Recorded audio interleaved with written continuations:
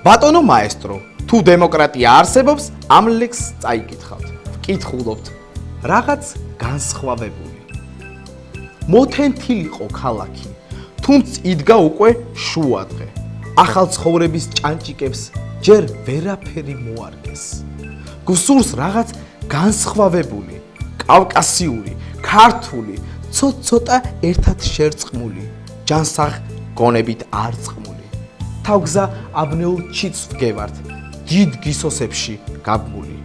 ღია კარებებს ვერ ვაგნებთ, ერთ ურთის შუღლში ჩაბმული. ლექსის ავტორია ლოვა შავშვებელი. გმადლობთ ბატონო ლოვა. ჩვენი მისამართია. ქალაქ თბილისი, კოსტავა 68, საქტელი რადიო კორპორაცია, სტუდია მაესტრო.